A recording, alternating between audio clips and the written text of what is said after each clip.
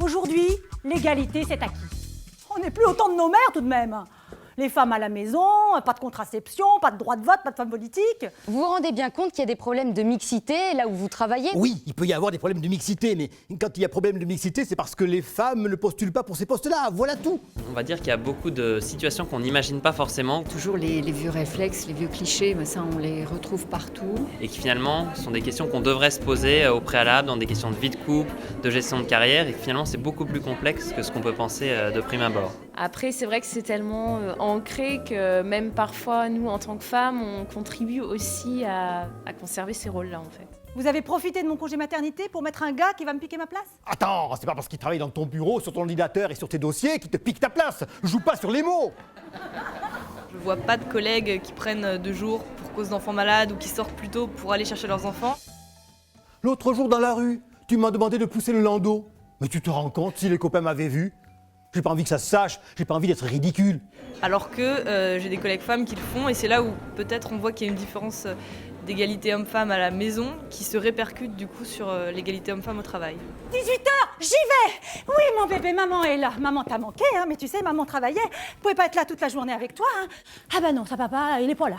Il est pati, papa. Pati. Tout ce qui est accession à des postes de direction ou de pouvoir, c'est vrai que quand on est une femme, c'est pas simple. Lors de votre nomination, certaines personnes ont été un peu inquiètes et il faut les rassurer. Il faut que vous fassiez vos preuves et c'est normal. Tu vois, dans l'équipe de managers de la génération du dessus, il y a peut-être une femme pour 10 hommes.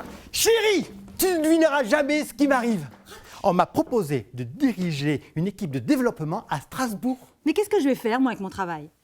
Parce que moi aussi, j'ai la possibilité de progresser. Mon chef m'apprécie. Ce serait peut-être l'occasion de faire un bébé. Maintenant? On en avait discuté, tu étais d'accord, non? On se freine parce qu'on a peut-être en tête d'avoir un 2e ou un 3e enfant.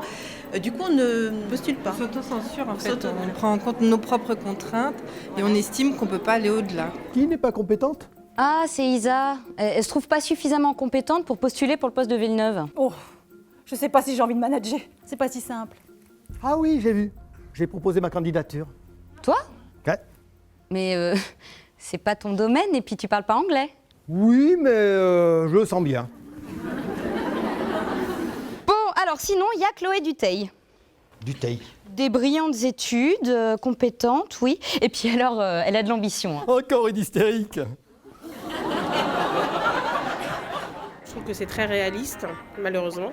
Ça permet du coup de souligner des choses assez quotidiennes, vécues aussi dans le travail, à différents niveaux. Freud a dit, chez une femme, l'ambition est une névrose.